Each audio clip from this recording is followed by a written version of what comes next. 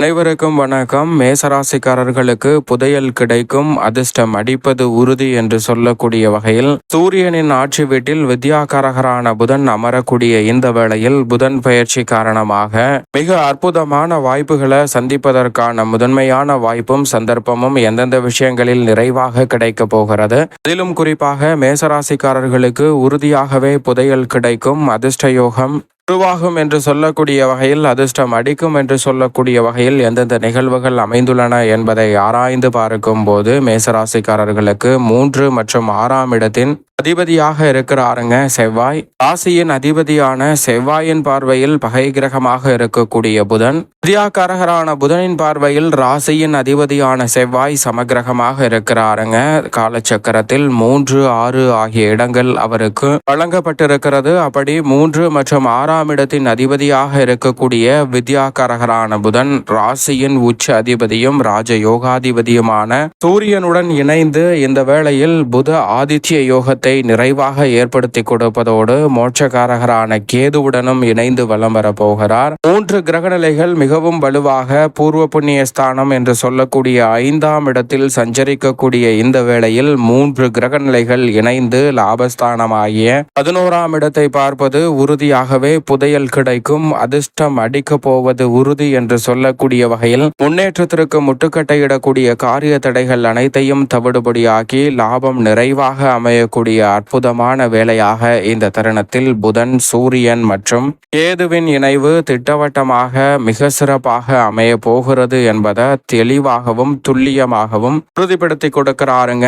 புதன். ஏனென்றால் புதனின் பார்வையில் சூரியன் அதிநட்பு கிரகமாக இருக்கிறார், அது மட்டுமல்லாது கேதுவும் சமகிரகமாக இருக்கிறார். எனவே இந்த வேளையில் நட்பு மற்றும் சமகிரகத்துடன் இணையக்கூடிய இந்த தருணம் என்பது புதன் பல வெற்றி வாய்ப்புகளை ஏற்படுத்தி கொடுப்பதோடு மட்டுமல்லாது சுபத்துப பாதையில் வலம் வருவதால் நினைப்பதை காட்டிலும் மதிநுட்பமும் அறிவாற்றலும் நிறைவாக கிடைக்கும் ஒரு சிறந்த அமைப்பாக பார்க்கப்படுகிறது. இயற்கையாகவே இயற்கை சுபகிரகம் என்று அழைக்கக்கூடிய வித்யாகாரகரான புதன் சுபத்துவ பாதையில் 2, 4, 5, 7, 9 மற்றும் 11 ஆகிய இடங்களில் மிக சிறப்பான மாற்றத்தையும் முன்னேற்றத்தையும் அள்ளி கொடுப்பார். அதில் ஒரு இடமான பூர்வ புண்ணிய ஸ்தானம் என்று சொல்லக்கூடிய 5இல் வலம் வருகிறார். எனவே நினைப்பதை காட்டிலும் மிக சிறப்பான வளர்ச்சி உறுதியாகவே இந்த வேளையில் உங்களை தேடி வரப்போகிறது. அது மட்டுமல்லாது அறிவின் அதிபதியாகவும் ஞானத்தின் ஊற்றாகவும் பார்க்கப்படுகிறாருங்க புதன். அவர் கொடுக்கக்கூடிய அறிவாற்றல் என்பது எதிரிகளை பந்தாடக்கூடிய அளவிற்கு விவேகம் நிறைந்தவையாக பார்க்கப்படுகிறது.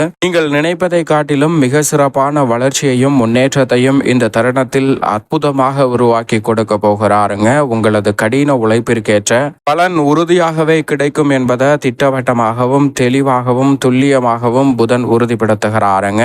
உதாரணமாக நாம் ஒரு சிறு கதை ஒன்றை பார்ப்போம். ஒரு மிக பெரிய போட்டியானது நடைபெற போகிறது. அந்த போட்டியில் பங்கு பெற்று வெற்றி பெறக்கூடிய நபருக்கு மிக பெரிய அளவில் புதையல் என்று சொல்லக்கூடிய வகையில் மிக சிறப்பான வாய்ப்புகளும் மிக பெரிய அளவில் பரிசு தொகையும் வழங்கப்படுகிறது என்ற அறிவிப்பு வெளியிடப்படுகிறது. இதை கேட்டவுடன் எறும்பு, ஆமை, புலி, சிங்கம், பல வகையான பறவைகள், புறா, மயில் என பல இந்த போட்டியில் பங்கு பெறுவதற்காக வருகின்றன. அப்படி பங்கு பெறுவதற்காக இது போன்ற உயிரினங்கள் வந்ததற்கு பிறகு அந்த போட்டி என்ன என்று அறிவிக்கப்படுகிறது. அதாவது அந்த போட்டி கீழே ஒரு மலையின் அடிவாரத்தில் இருந்து அந்த மலையின் உச்சிக்கு செல்லக்கூடிய நபர்களுக்கு பரிசு வழங்கப்படும். அவர்களுக்கான பரிசு அங்கு இருக்கிறது. அதை அவர்கள் எடுத்துக்கொள்ளலாம். வெற்றி பெற்று அதை அவர்களுடைய வாழ்வில் பயன்படுத்தி கொள்ளலாம் என்று தெரிவிக்கப்படுகிறது. போட்டியும் துவங்குகிறது. எறும்பு, சிங்கம், புலி, மயில், புறா என பல பறவைகளும் இந்த போட்டியில் பங்கு பெறுவதற்காக நிற்கின்றன. போட்டி ஆரம்பித்தவுடனே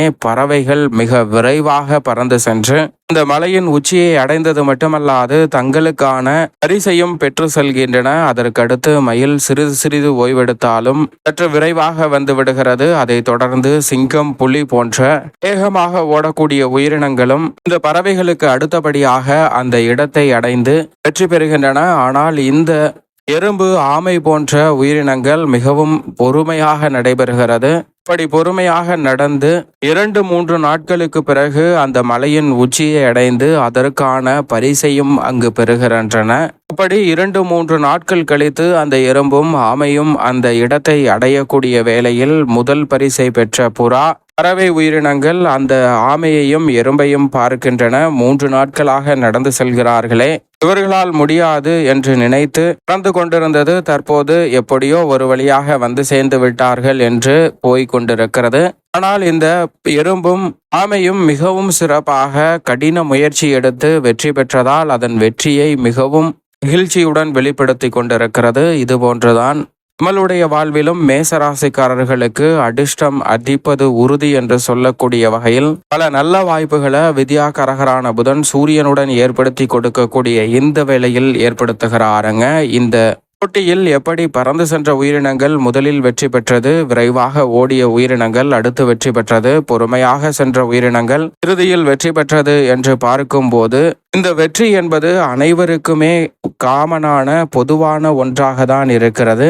அப்படி பொதுவாக இருக்கக்கூடிய அந்த வெற்றியை அடையக்கூடிய நேரம்தான் சிலருக்கு மிகவும் குறைவாக இருக்கும், சிலருக்கு சற்று அதிக முயற்சியில் அந்த வெற்றி கிடைக்கும். அதுபோன்றுதான் இந்த தருணத்தில் புதையல் கிடைக்கும் என்று சொல்லக்கூடிய வகையில் வித்யாகாரகரான புதன் மிகவும் வலுவாக சூரியனுடன் இணைந்து வலம் வரக்கூடிய இந்த வேளையில் உறுதியாகவே மதிநுட்பத்தை பயன்படுத்தி புதையல் கிடைக்கும் என்று சொல்லக்கூடிய வகையில் அதிர்ஷ்டம் அடிப்பது உறுதி என்று சொல்லக்கூடிய வகையில் பல நல்ல வாய்ப்புகளையும் சந்தர்ப்பங்களையும் நிச்சயம் மேசராசிக்காரர்கள் உருவாக்கி கொள்வதற்கான அற்புதமான வாய்ப்பும் சந்தர்ப்பமும் இந்த தருணத்தில் உண்டு. பூர்வ புண்ணிய ஸ்தானத்தில் வலுவாக புதனுடன் இணைந்திருப்பதால் குடும்ப ரீதியான பிரச்சனைகள் இந்த தருணத்தில் முடிவுக்கு வரும். வேலை இல்லை, வேலை இல்லாமல் வருமானம் இல்லை என்ற நிலையில் நல்ல ஒரு மாற்றம் புத ஆதித்ய யோகத்தின் காரணமாக வேலைக்காக முயற்சி செய்யக்கூடிய மேசராசிக்காரர்களுக்கு எளிதில் கிடைக்கும். உத்தியோக ரீதியான பணிகளில் இந்த தருணத்தில் எதிர்பார்த்து காத்து கொண்டிருக்கக்கூடிய ஊதிய உயர்வு, பதவி உயர்வு போன்றவற்றை மிக சிறப்பாக ஏற்படுத்தி கொடுக்கிறாருங்க வித்யாகாரகரான புதன். அதற்கான முயற்சியில் மிகப்பெரிய அளவில் வெற்றி கிடைக்கும். இந்த தருணத்தில் நீங்கள் எதிர்பார்த்து காத்து கொண்டிருக்கக்கூடிய வெளிநாட்டு வேலை வாய்ப்பு, தொழில் ரீதியான சந்தர்ப்பங்கள் போன்றவற்றில் லாபத்தை உயர்த்தி கொள்ளக்கூடிய வகையில் உறுதியாகவே பல நல்ல வாய்ப்புகளும் சந்தர்ப்பங்களும் நிச்சயமாக இந்த தருணத்தில் கிடைக்க இருக்கிறது. குறிப்பாக பூர்வீக சொத்துக்கள் ரீதியான பல பிரச்சனைகள், சிக்கல்கள் இந்த தருணத்தில் முற்றிலுமாக நீங்கும். பூர்வ புண்ணிய ஸ்தானத்தை 3 கிரகநிலைகளுடன் இணைந்து வலுப்படுத்துகிறார் புதன். அவை நினைப்பதை காட்டிலும் பூர்வீக சொத்துக்கள் ரீதியான பிரச்சனை இந்த தருணத்தில் தவிடுபடியாவதோடு நீங்கள் எதிர்பார்க்கக்கூடிய முன்னேற்ற வாய்ப்புகள் உறுதியாகவே இல்லத்தில் சிறப்பாக கைகூடும். பல்வேறு வகையான சுபகாரியங்கள் நினைப்பதை காட்டிலும் சாதகமாக இந்த தருணத்தில் நிச்சயமாக கைகூடும். புத ஆதித்ய யோகம் நிறைவாக இருப்பதால் அரசு சார்ந்த பணிகளில் மிகவும் அற்புதமான வெற்றி வாய்ப்புகள் உங்களை தேடி வருகிறது. சூரியனும் புதனும் இணைந்திருப்பதால் பொதுவாழ்வு மற்றும் கலைத்துறையில் நீங்கள் எதிர்பார்க்கக்கூடிய வளர்ச்சிக்கான வாய்ப்புகள் எளிதில் உங்களை தேடி வரும். உறுதியாகவே புத ஆதித்ய யோகம் நிறைந்து கிடைக்கக்கூடிய இந்த வேளையில் புதையல் அடிப்பது, அதிர்ஷ்டம் அடிப்பது உறுதி என்று சொல்லக்கூடிய வகையில் உங்களது கடின முயற்சிக்கு நல்ல பலன் நிச்சயமாக இந்த வேளையில் சந்திப்பதற்கான முதன்மையான சந்தர்ப்பம் மேசராசிக்காரர்களுக்கு உண்டு. மேலும் இந்த தருணத்தை சாதகமாக மாற்றிக்கொள்ள நிச்சயமாக மேசராசிக்காரர்கள் இந்த வேளையில் புதனுக்கே உரித்தான நாளாக இருக்கக்கூடிய புதன்கிழமை விரதமிருந்து அருகாமையில் உள்ள பெருமாள் சன்னதி சென்று தீபம் ஏற்றி வழிபாடு செய்யுங்கள். மிக சிறப்பான வளர்ச்சியும் முன்னேற்ற வாய்ப்புகளும் தடைதாமதம் இல்லாமல் உறுதியாகவே மேசராசிக்காரர்களாகிய உங்களை தேடி நிச்சயமாக புதையல் கிடைப்பது உறுதி என்று சொல்லக்கூடிய வகையில் கைகூடும்.